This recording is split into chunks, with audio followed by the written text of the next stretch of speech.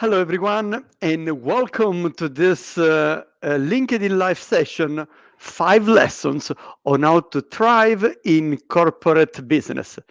Today, I have the pleasure to have with me Alessandro De Luca, not only a C-level executive, but a friend since 29 years. So welcome, Alessandro. A Thank you. great pleasure to have you here. By the way, we want to have an idea about our audience. Now, last week I had the pleasure to do a workshop with people from 114 different nationalities.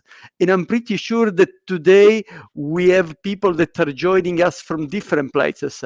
How about using the chat into this in StreamYard? So you have a box on the right side of your screen. How about telling us from where are you connecting to listen to this LinkedIn Live? This will give us a flavor a bit of how where are you located as we have our discussion. And as you enter your comments and you let us know where you're weighted, how about if we get to know a bit more about our guest? Alessandro, can you tell to our audience something about yourself? Can you please briefly introduce yourself? Sure. So Giuseppe, first of all, thanks a lot for inviting me to the webinar. And I see people that are connecting there. A lot of them are also friends, network. That's great. Few words about myself. I'm currently the CIO, Chief Information Officer for the Merck healthcare sector. And I've been doing this job for the last 5 years. Previously, I was the head of supply chain in Merck. And previously I spent 10 years in this great company. And then previously I spent 20 years in another great company called Procter & Gamble, where I've been through engineering, manufacturing, and supply chain function. Amazing. Thank you very much, Alessandro. Now, you've chosen the title of this talk. 5 lessons on how to strive in corporate business. Why did you call lessons and not principle or rules, for example? Yeah, I mean that's an excellent question. By the way, when I was documenting myself about this type of training, because I do similar type of training also internally and externally and so on and so forth, I've noticed that there are formal MBA classes that and they are called interpersonal dynamics. That's a much sexier name than lesson about to thrive. So it's food for thought for our next webinar. But fundamentally, to answer your question, I found that rules is something that come from external. So rules is something strict and external elements you have to obey. Then if you talk about principle is something that, if you want, is totally internal, is based on your value and so on and so forth. I found that call it lesson is light, is a sort of learning from past experience. So experience is something that is external because it's fact-based, and internal because, again, is based on what you've been connected to that specific experience. So I humbly call it lesson or lesson learned or whatever you want to say. And that's really the pleasure, right? That you talk from real life experience, building on all you have done, working in so many different countries at very senior level. So what are those 5 lessons? Give us an overview. Yeah, absolutely. So the first that I always tell all my people is understand the rule of the game, or understand the unwritten rule of the game. And I always say this. You can, each of us has been playing cards. Each of us with a certain age now. I think cards are a little bit distinct as a concept. But in any case, imagine you're playing card and you have four aces, and you say, "Wow, this poker game is great." The only issue that you're sitting at a table where they play bridge. So understand in which table you're sitting, what is the rule of the game. That's the lesson number 1. The lesson number 2 is that demystify the myth. There are a lot of myths in the corporate world. There are a lot of myths in an organization. Let me ask you a question. So what do you think is the most deadliest animal in the world, Giuseppe?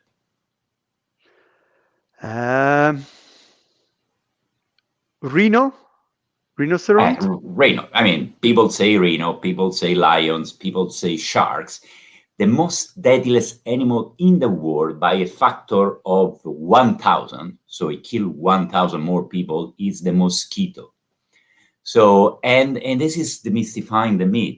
So whenever you are in an organization, beware, may not be the CEO, the most dangerous within bracket individual and so on, maybe somebody else. That's the same as if you want to accelerate your career, you must be excellent in networking.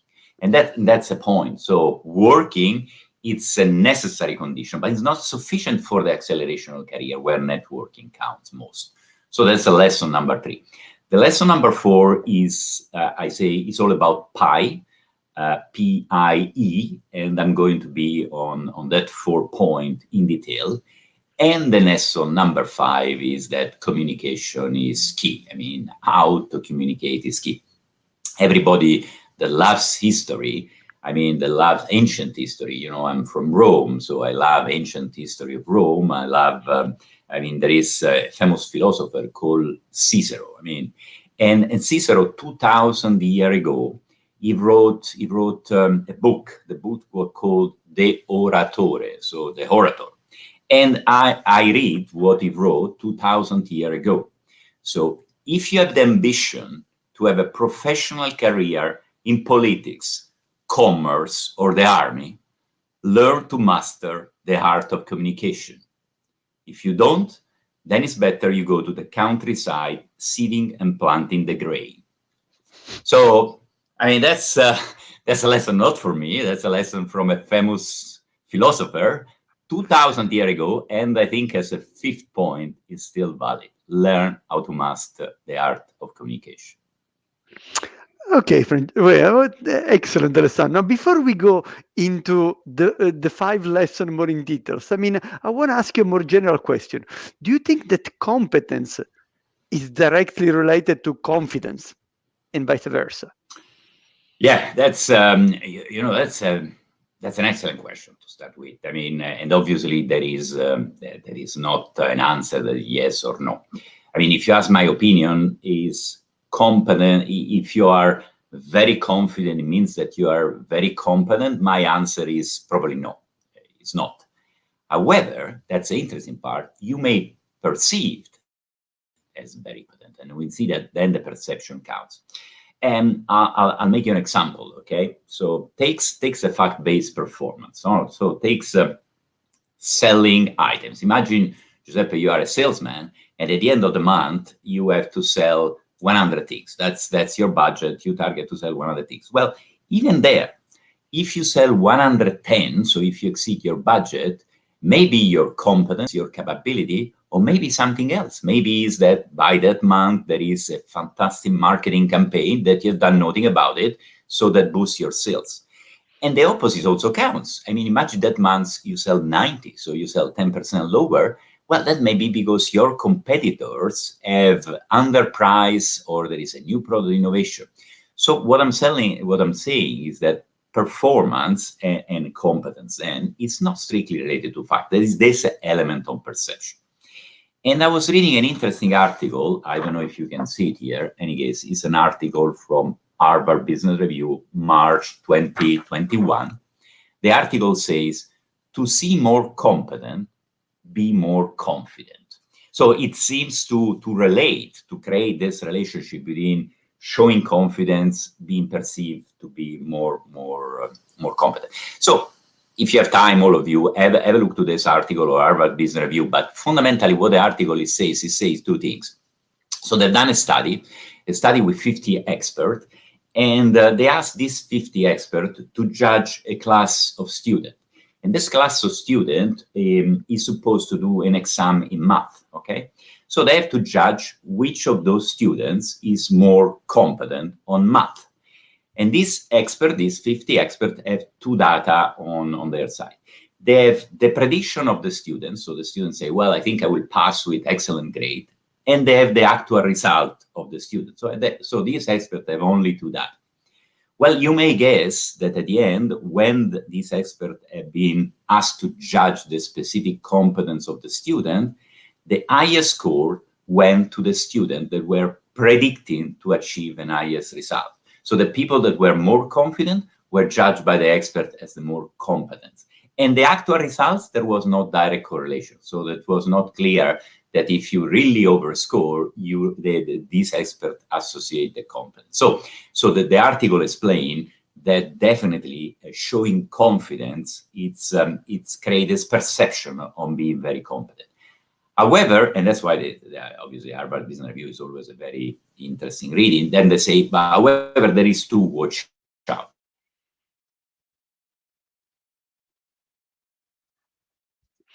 Alessandro, we lost connection with you. In showing the confidence. Sorry, in what you Alessandro, do. we had a cut in your message. Can you please, Sure.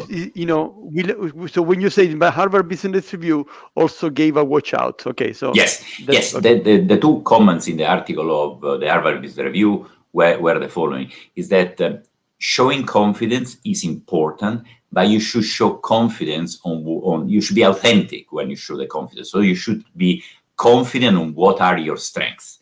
And that's why when I talk with my people, I always tell them, hey, buy a book. This is a book. It's called Strength Finder.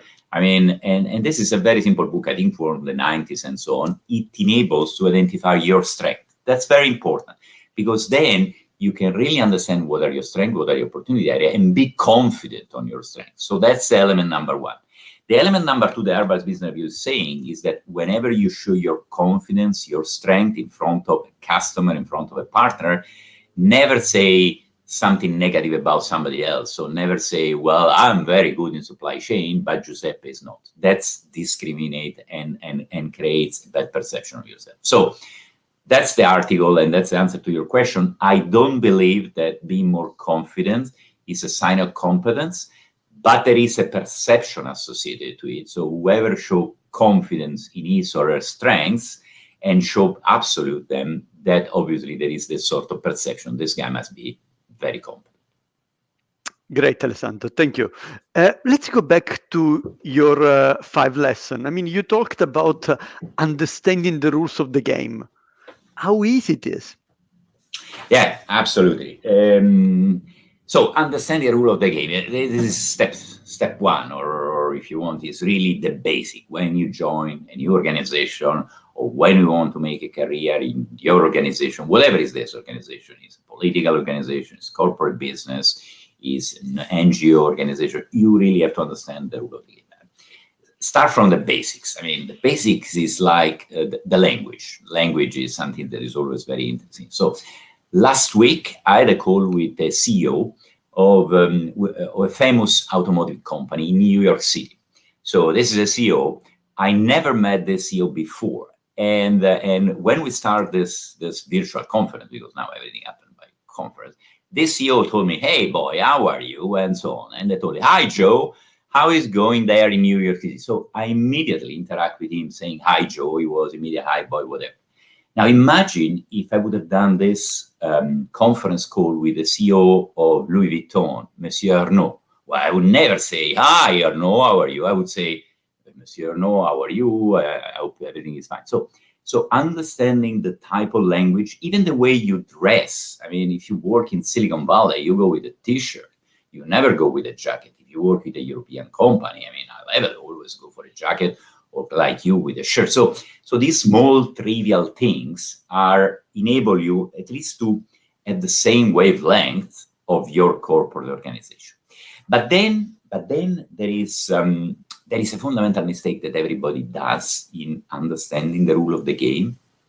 That is, who is the most influential, who is the most powerful in the organization. And people, I mean, in the army, in politics and whatever, they look, I mean, in the army, the most powerful person, who is it? Is the general. Wrong. Normally, the most influential people are the marshal, that are not even officers, are lowering the ranks, but those are the guys that influence a lot because they've been running a long time there. Take politics. Who is the most important guys in politics? Is the president? Is the prime minister? No, sometimes it's the secretary of the party. So he's the guy that really knows everything and knows really how to steer the things. And even in corporation, I mean, yes, the CEO is definitely a very important person, but sometimes chief of staff, personal assistants, they make the difference. They are so influential like the other one. So the mistake number one would be to just look at the organization chart and the DAX, the higher people that are in the organization chart are most influential. That's not. So you have to understand the rule of the game of that specific organization. So who is really thriving in that organization and steering the decision. I'll make you an example. So when I was a young engineer, that was long time ago. So I was working in a manufacturing plant near Rome, and I remember I was working with some other people, and this is a true story, by the way. So I was a young engineer, newly promoted, and so on and so far, coming from from the studies and whatever, and I had to improve the performance of the operation line. So I mean, for me, it was all about science. I have to improve. We move this and whatever. So, long story short, it was Thursday and Friday. We had to plan some maintenance work in the weekend, and weekend work is on voluntary basis. So you cannot force a mechanician, in Italy in summertime, to come to work Saturday and Sunday. So fine. I mean, I'm a young engineer. I talked with the mechanicians. I asked them, hey, would you come to work on Saturday, Sunday? We have to improve the line. The line as on Monday will be fantastic throughput and so on and so forth. They said, no, we don't come to work Saturday and Sunday. Wow, I was shocked. Then I went to my manager and I asked him, I mean, hey, you are the department manager. Can you help me to get technician to fix the line Saturday and Sunday? And he told me, absolutely, yes. I mean, it's mandatory, you have to do it and whatever. So I'm a strong manager, I have my stripes here, department manager, I know the department. So he went around, he asked, and the answer was exactly the same, was no, voluntary basis, Saturday and Sunday, forget it that we in Italy, we come to work. So I was sort of depressed and I was taking a coffee. That's the power of informal networking. We'll talk it later. So I was taking a coffee and I was talking with an old technician called Angelo Cassaro. And we were chatting together and whatever. And I explained the problem. And he told me, oh, that's not an issue. I'm going to solve it. I'm going to ask. They will say yes. And I'm looking at him. Oh, wow. I mean, how the guy's good. He's super skilled, whatever, and so on and so on. So he asked. And of course, they say yes. And then I did it, how you made it, what you use as convincing, and so on and so forth. And then the guy, Angelo, explaining it to me, well, you know what? Your boss, the manager, gave me the responsibility of the planning of the holidays of the technician. So I have this very informal power to influence where a technician can go on holiday in July, August, and so on and so forth. So when I ask them something, they immediately do it. So here, you see, here is the learning of understand the rule of the game. Something that my manager, remember very transparently, something that my manager said, that's a bureaucratic stuff, planning the holidays, nobody cares. Give you a lot of power in an organization where holidays on a working force is probably more important than a salary increase of 1% according to contract. So understand the rule of the game is fundamental to understand decision and decision-making in your organization. Amazing. I love this example. And as you know, I worked in the same manufacturing plant. So yes, I had those type of experiences. I had those type of experiences as well. But, exactly right. Thanks. But let's move to another of the lesson that you had identified before. You talked about networking. And I am a big fan of networking. I just published on Tuesday a video about office politics and networking that you'll find on my LinkedIn profile. And the question to you is, how much networking helped you in your career? And can you make some examples? Yeah, right. Sure, absolutely. Networking, like we said before, is fundamental if you want to accelerate the career. And by the way, Giuseppe, you are a master of networking, so I should ask you to answer this question, because definitely you are as good as me, as even better. So I was reading. It's interesting because when people ask me about networking, I always use the definition that comes from the Webster dictionary. That English people are always extremely, as you say, accurate in the definition. And I read it, the definition of Webster, that is, networking is the exchange of information or for services among individuals, group, and institution, and is the cultivation of productive relationship for employment or business. So fundamentally, they say is an exchange. So exchange means it's mutual. So we really, networking is not, I tell you something and I go away, or I just listening. It's really an exchange of information and service. So it's not only information, is also services part of the networking. Then they say is cultivation of productive relationship. Cultivation means, that's very important, is a continuous process. So it means that I'm not networking with you, Giuseppe, as you know, if I call you once every 10 years, that's not networking. Cultivation is really continuously building this relationship.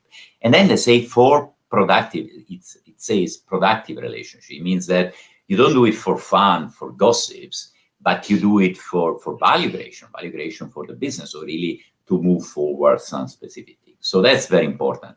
The exchange of information and service, the cultivation concept of productive relationship.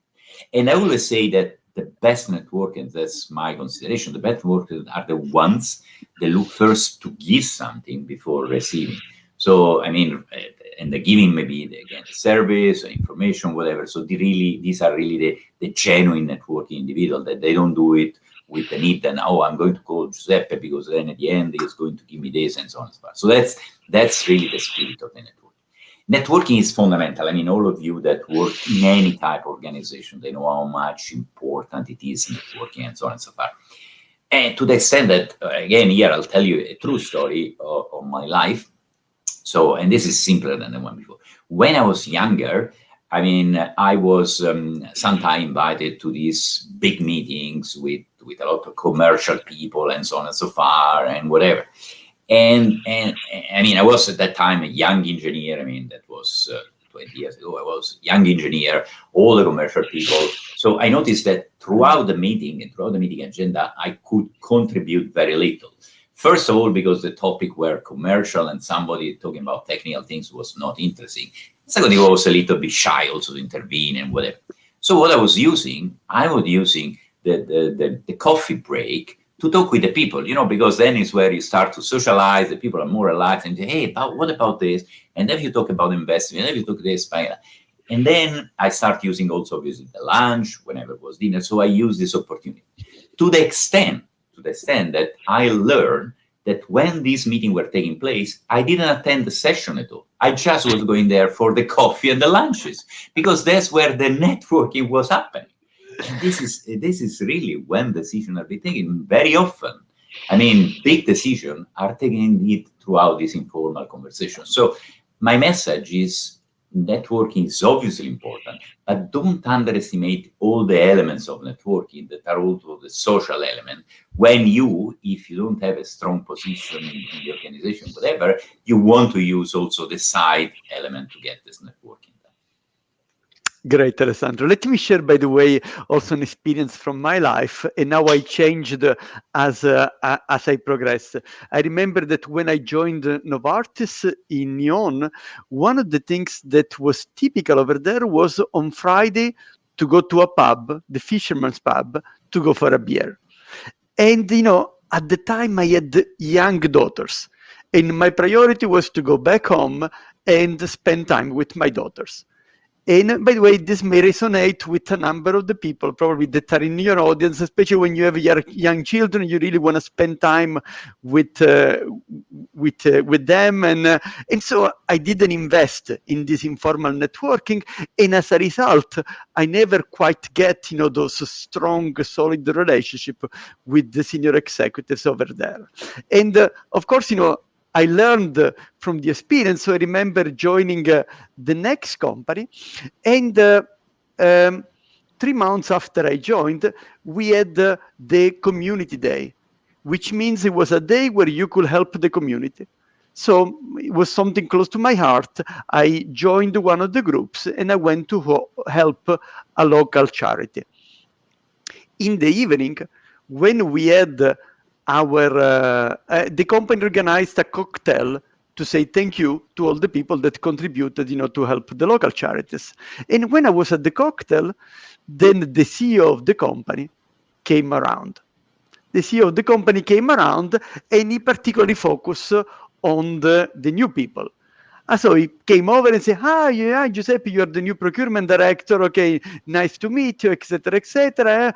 What are your initial impression about the company?" Let's say so. After exchanging a few pleasantries and saying a number of positive things about the company, I also told him these things. Says, Patrick, when I joined the company coming from Procter & Gamble and Novartis to very large multinationals, I see that there are a number of things which are different compared to the ones that we have here. And I guess that as I notice new things, there are a number of newcomers that also notice something new, but after a while they get used, and it just becomes the way we do things here, and they don't propose any more new ideas on how to do it better. So, Giuseppe, can you give me an example? Can you give me an example? I said, well, for instance, the people from the help desk can access your computer without asking your authorization. I mean, it doesn't seem to me a good practice from an information security point of view that they can access the computer without your approval. Okay, interesting. What will you do? Well, yeah, I think it would be beneficial, to get the newcomers together and collect ideas so that we can generate a number of ideas on how to improve the company. Well, that's nice. That's nice. Thank you very much, Giuseppe. Then we moved to something else. He left to talk with somebody else. The following morning, when I arrived to the office, I had already a voice message waiting on my phone. Was one of the board member that called me and say, "Well, I received a call from Patrick. He's very much interested in your ideas. I will be your sponsor. Can we work on it?"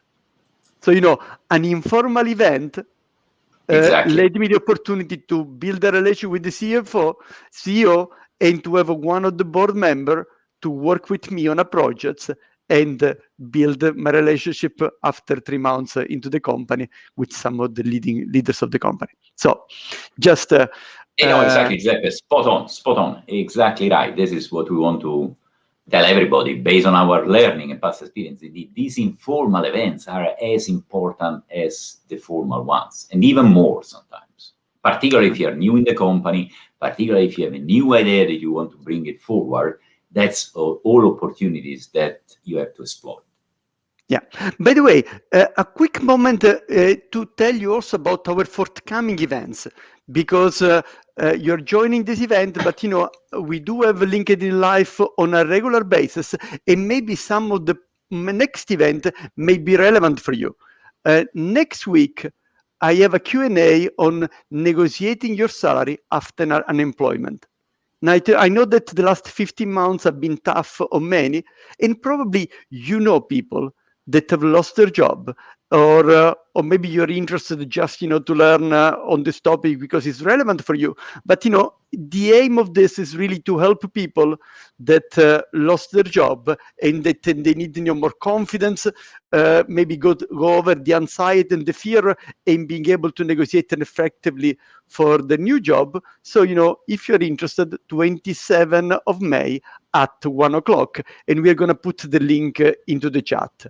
Instead, if you are in procurement, you may be interested on the event on the 3rd of June, negotiating with sales.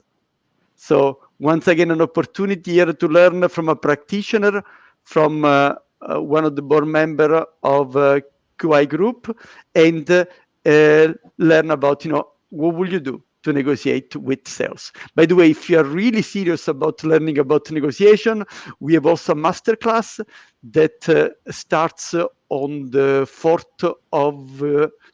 8th of June. Starts the 8th of June, a masterclass with Oxford professor Owen Derbyshire. Owen is the academic director of the Oxford program on negotiation.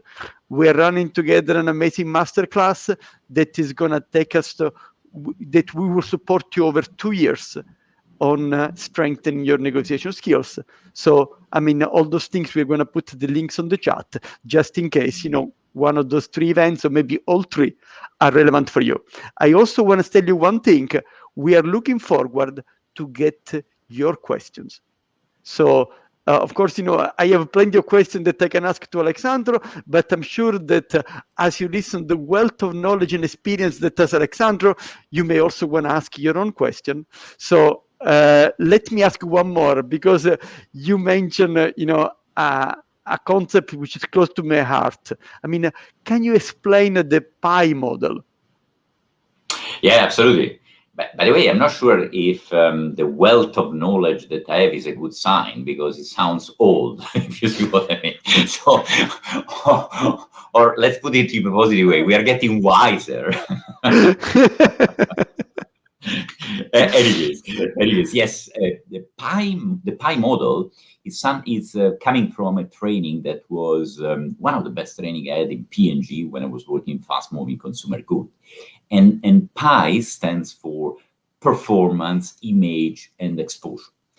And fundamentally, the PI model is such that if you want to progress in your career, and the higher you want to progress, the more balanced you have to be across the three elements: the P, the I, and the E. What P stands for? P is performance. So P is really the capability for you to deliver your specific task, your functional knowledge, your deliverable. So that's the performance. You are tasked to do work. You have a specific role in the organization. That's a P, and you have to excel into it. Then there is the I. The I stands for the image, and the image is it's a sort of mix between what you believe to be, what is the perception of the others, how you want to like to be seen, and so on and so forth.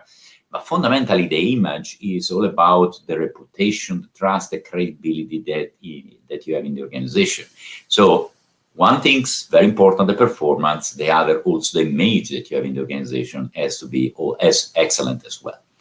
And the third element to progress is the exposure, because you can do a fantastic job performance-wise, you can have a great image, but if you don't have the exposure to the top manager or to the decision making in order to get promoted, a little bit like Giuseppe that had informally chat with the CEO, if you don't have exposure to these people, well, nobody will know it. So you can have, again, great performance, great image, but you have to create visibility of what you're doing. And that's the visibility through networking, visibility through your boss, and whatever.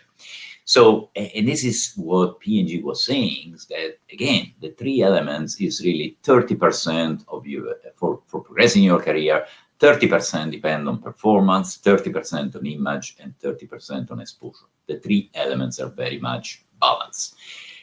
And that now makes 90%. That makes 90%, right? So you're good in math. The last 10% is luck. The last 10%, believe it or not, is luck, because sometimes you are the right person at the right place. Now, there is a lot of way how to influence luck and so on and so forth. And if you want, we can have another seminar about this. There is even the science on how to be luckier. But anyways, that's another topic. But let's form on the 30-30-30. That is what you can influence. The last 10% probably you cannot. So I'll take a car. I'll take a car. This is a small one. Okay, you can recognize this is a Ferrari. Okay, Ferrari, being Italian, but not even being Italian, red Ferrari, sport car, and whatever. The power of the brand of the Ferrari is very well known across the world. However, in terms of performance, the Ferrari is not the fastest car. You have the Lamborghini, you have the Pagani that are much more performing than the Ferrari.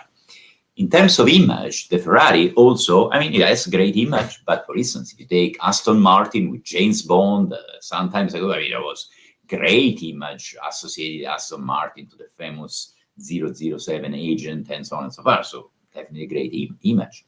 And then exposure. If you take exposure in terms of, take Formula One. And all the latest Formula One winning of Lewis Hamilton has been with Mercedes, not been with Ferrari at all, and so on and so on. So Ferrari has not been the best performing car, that probably doesn't have the best image, doesn't have the highest exposure. However, the brand of Ferrari is definitely superior. The brand of Lamborghini, that is more performing, the brand of Aston Martin, that has a better image, and the brand of Mercedes, that has higher exposure. And why is that? Because Ferrari played on the three elements of pie. The performance is excellent, the image is excellent, and the exposure is excellent. So better to perform equal in balance across the three elements than just focus on one. So if we go back to the professional life, and I have this experience a lot with people working with me, a lot of people whom I'm mentoring inside and outside the organization, normally they all come like this. Oh, my performance has been amazing. I don't understand why I've not been promoted. And my answer is always this. I mean, yes, the performance is the necessary item to be promoted, but it's not sufficient. You have to work on your image and you have to work on your exposure. And then I ask, what's your image? Oh, I have no clue. What's your exposure? Oh, I have no exposure. Well, then you may end up as one of these three brands, that fantastic brand I mentioned, but you're not a complete and famous brand, well renowned, like could be a Ferrari. So long story short, lesson number 4, work on the 3 elements of pie. Well, maybe Alessandro, let me share a personal example that relates to this. And it's actually, a mistake, right? Because I was not doing this kind of things. So, beginning of my career with Procter & Gamble, extremely committed. I really loved my job, and I was working in the office until midnight, 2 or 3 times per week. And by the way, at the time, there were no laptops. So really staying in the office until midnight, drive back home for 25 minutes, and then the following morning, not later than 9 o'clock, back into the office. He was at the European headquarters of Procter & Gamble in Brussels. Now, this hard work, this commitment, this drive, this passion for my job was at last leading to results. I had developed a new strategy that was really giving a competitive advantage to P&G in my area. So proud the results were coming, I took my courage and I went to talk to the big boss to get a promotion from manager to senior manager. I went to meet the big boss. He was really big, intimidating, very much respected inside the company, with a deep voice, a great negotiator. I enter with lots of anxiety and hesitation in the room. I sat in front of him, and then I made my request that I wanted to be promoted from manager to senior manager. And he replied, Giuseppe, how can I give you a promotion? I don't see much about what you're doing. Now, you should know that the European headquarters was full, so my office was in Building F, which was 300 or 400 meters away from the European headquarters, not too far, but far enough that none of the senior manager will ever come and see me. And also, I have to say, I was so much focused on delivering results, that I didn't write nice report. I didn't make presentation to management. I was just, doing my piece of work and delivering. So when I was challenged by the director of the group, then I came up with an idea. And then I told him, well, how about the new strategy that is delivering breakthrough results? And he replied, well, the new strategy was developed by Bill. Bill was my boss, not the real name. Bill was maybe somebody knows him in the audience, so we are not going to mention real name. Maybe he's there. He passed away, unfortunately. He passed away. But, and the real strategy was developed by Bill. So, I mean, we are not here to talk about the ethics of my boss that was selling his strategy for his own career purposes, but we can talk about Giuseppe. He was only working on the P, not working on the I, not working on the exposure, not having much luck. No surprise, I didn't get my promotion.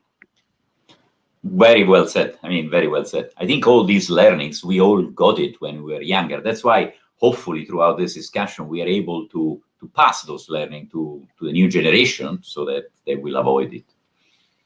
Yeah, there is a comment here from Maria Stella. Let's take it, and we want to get your question. By the way, I mean, and it will be happy to hear. Pi can be considered equivalent to personal branding. Yes, of course, Maria Stella. I mean, yes, we've been talking. I mean, me and Maria Stella has been working a long time together, and it's a pleasure to see you there, even virtually. Yes, absolutely, can be considered equivalent to personal branding, and that's why it's so important, because we know that in life, like it counts the brand as much as the product. Maria Stella is in P&G. We were saying that there are two moments of truth.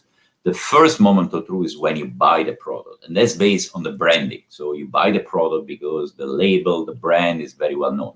And the second moment of truth is that when you use the product, so that's specific performance. But you will never be able to use the product if you don't buy. So that's a personal branding. And the same story applies in real life. I mean, you can do a fantastic performance, but again, you have to brand it. Exactly right, Maestro. Great. Let me move to the next question. Going back to the five lessons that you shared at the beginning. I mean, you say that communication is key. What is the best way to improve it? Yeah, I mean, this is really the fifth element. We said it before. Master the art of communication. Communication is very important. What I suggest to people, because obviously communication is a very broad topic and so on, what I suggest to people is that, first of all, practice the elevator pitch.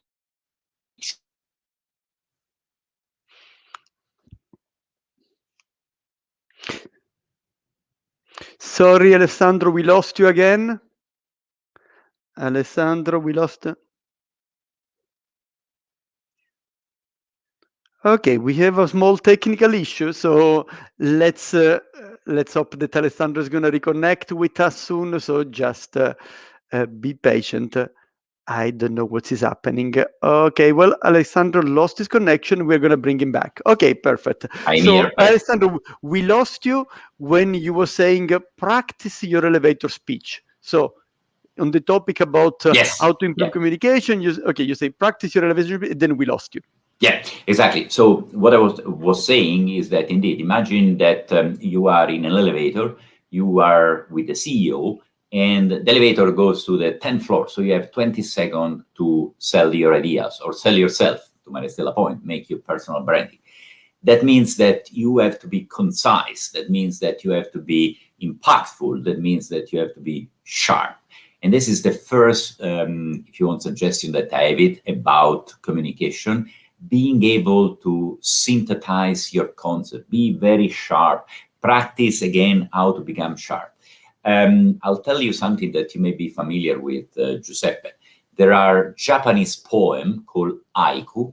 Those Japanese poems are poems of 17 words. 17 words over 3 lines. And of course, that's the Japanese, they consider the highest way of poetry, because you have to be able to really give the message across just 17 words on 3 lines, and that's, you have to be extremely concise about it. I mean, for the spirit of exercise, we also been doing training with my people really to do ICO presentation. That means that you have been able to sell your idea with just 17 words over 3 lines. It's an exercise, but helps you to be really to the point, to be able to do the elevator pitch. And then, of course, I mean, again, to practice communication, learn from the best. And one of the best presenters in the world is Steve Jobs. And in this book, The Presentation Secret of Steve Jobs is trivial, but very useful. So I suggest you, if you want to be able to present, I mean, as good as him will be a bit difficult, but definitely to learn presentation skills, I mean, buy that book is really an investment of how to be more effective in presentation. So communication, be smart, be concise, being able to pass your message without any doubt, and learn tricks and skills from great communicators like Steve Jobs and so on. Go on YouTube. There are a lot of great speakers and so on. Learn how these people really communicate their message. Thank you, Alessandro. We have a question from the audience. Let's read the question from Juliana. Any tips on how to initiate networking with people that you used to work with plus than 10 years ago? also how to keep networking when you change the industry. Yes. So networking is like I said before, you have to be authentic. So if you want, it's a little bit easier when you change company industry because you are new, and then you can approach a person being new. Hey, I'm new in the company. I mean, can you explain me how does it work? Can you explain me, when presentation happening? You invent an excuse just to break the ice and go there. So it's a little bit easier because if you want, you have the excuse to be new, and then people normally are very happy to share their experience, to include you in the discussion. Now, if you've been working 10 years with the same people and you never talk with them, or you talk with them just on basic level, I mean, good day, how are you, and so on and so forth, it's a little bit more difficult to really go on a deeper level of a relationship. My solution, or my suggestion is only just be authentic. Go do it what you believe is an authentic relationship building, and you may do it with some people, with some other will never work. Yeah. Let me take a different spin on the question from Juliana, right? She says, initiating networking with people that you used to work with 10 years ago. Now, let's remember that the definition of networking used by Alessandro is about cultivating relationship over time. So if you didn't talk with those people for the last 10 years, then of course it's going to be difficult to go back and say, hello, it's me, do you remember me? Because in the meantime, they forgot you. I'll give you a reverse example.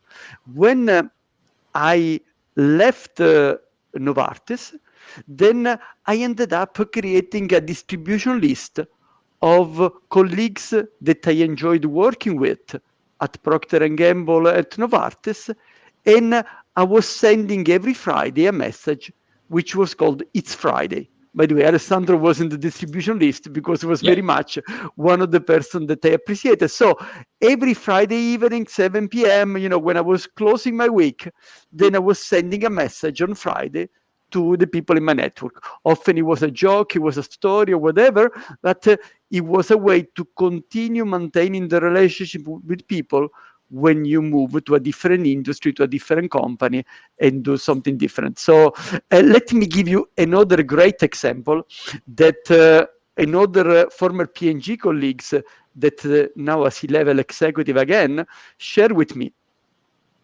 What he has done throughout his career is whenever he was promoted, whenever there was an important change in his career, he wrote to all his previous bosses. He wrote to all his previous bosses and say, Eddie, thank you very much for your help. When I work with you, this has helped me to build this. Now, thanks also to these skills, I was just appointed the chief procurement officer. Well, thank you, James, for this because thanks to etc. So do make sure that the networking is something that you do on an ongoing basis. And if you have not done it, well, start little by little. The best time was 20 years ago. The second best is today. Well said. Well said. Okay, let's take the next question. Sorry, let me see. Sandy Superi was saying that perfection is not when you have nothing left to add, but nothing left to remove. It applies to communication. Thank you, Ahmed. Great addition. And, great comment, Ahmed. I mean, absolutely a comment spot on. By the way, one of my favorite writers is Ernest Hemingway, that was all about being concise, and he was reworking his phrases for a long time just to make as simple as possible. So great comment from Ahmed. I think we had a comment from our friend Riccardo. Yes, Riccardo. Yeah, I'm going to put it in a moment, but just let me share another story about this. Winston Churchill. Winston Churchill wrote to a friend and said, sorry, I'm writing to you a long letter. I did not have the time to write a short one. Great one. Great comment. I'll use it in my next presentation, that one. Thanks, Giuseppe. And now our friend Ricard, that was also in Pomezia at the time where we were starting our career with Procter & Gamble. Ricard, is there an impact of the current digital age on the 5 lessons? I mean, the answer is obviously Yes, without any doubt. Because, I mean, is there any impact in whatever we do that is not touched by digital and virtual? I don't think so. I mean, everything from banking to working to networking to socializing to getting love to getting a loan, whatever, everything is digital. So, and that's, by the way, your question raised also another angle, is that so how communication is changing in the digital age, how you should be able, because I've seen on my experience a lot of people that were great communicator and really great engager in normal meetings, and now in virtual meetings they are not able to communicate, either because they talk too much and people they disconnect, they do something else, either because they talk too little. So we have to learn how to master the art of communication in the digital world. We have to learn how to master even networking in the digital world, that it's easier to get in touch with anybody. So now I can get in touch with everybody around the world, very simple with Zoom, but it's difficult to get that level of trust and engagement that was having a drink together and what you were describing. So again, you have pros and cons of this digital age. And then obviously also the pie, the performance, the image exposure, you have to consider that everything is happening in the digital world. So you have definitely to consider it. I mean, there is, I've been in a lot of form, the next normal, the new normal, there is no way back. I mean, we are going to live and will continue to live in a world that is dramatically different from the past, not better, not worse, but definitely much more digital. Yeah, let me say a couple of things also on the question of Ricard. I think, the first advice I will give is really be more concise. The attention span, it is shorter. So, when you're communicating digitally, faster replies, faster points, that's important. It goes back to the ICO message from Alessandro. That's something that is going to be that is powerful. Networking, of course, is more difficult if you're not able to see each other and have a drink and have a meal with people, etc., etc. Now you can still do some small things. For instance, when you start the meeting, rather than immediately go to the topic, because we have this tendency, okay, we call this 1 hour meeting on Zoom, so we immediately have to go to the topic. Well, okay, in real life, you will have a coffee, you will have a walk with the person that is coming to your office to visit. Take a moment at the beginning of the virtual meeting to connect, to discuss, to hear how they are doing. And that's, is going to be a small way to build a connection, even if you cannot do it in the same way like you do it in real life. We take one last question from the audience. And okay, Alessandro was a master of the lesson 25 years ago. What has been the biggest growth lesson in the last 25 years? The biggest growth lesson is that I should have left engineering before, and and having you, Richard, working with me.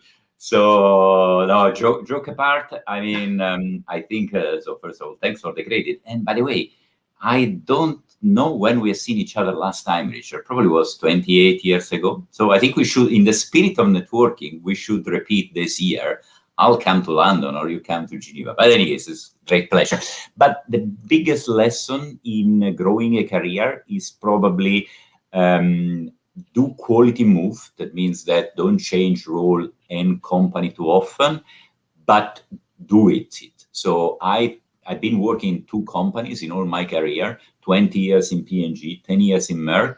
I think if I could resign it back, I would say 10 years in P&G, 10 years in another company, 10 years in Merck. So moving helps for a lot of reasons, because first it opens your minds, seeing different industries, see different sectors, challenge yourself, stretch yourself, maintain yourself open. And of course, every time you move, you have an opportunity to grow. So that one is that I would do it. And yes, Richard, we see each other this year.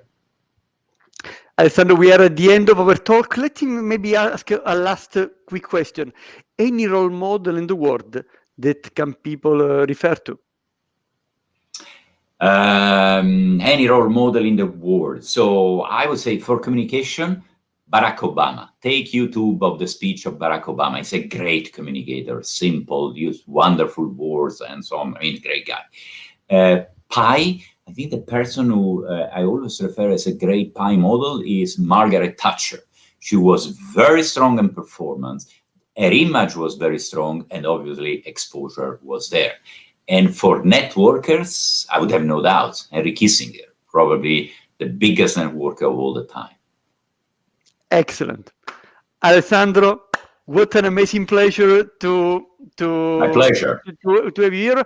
For everyone, I want to remind you that you can get the recording of this event. So in case you arrived late, you missed a part, or whatever, you were interrupted by a call, then you will receive the recording of this talk with Alessandro, and also forthcoming events. You have some friends that lost their job. Encourage them to join our Q&A on negotiating your salary after unemployment, 27 of May. Are you working in procurement? How about learning how to negotiate with sales on the 3rd of June, always at 1 p.m. European Central Time. Thanks again, Alessandro, and all the very best to you all for your active participation. Thanks for inviting. Thanks for the comment, Ada. Bye, everybody. Bye-bye. Thank you.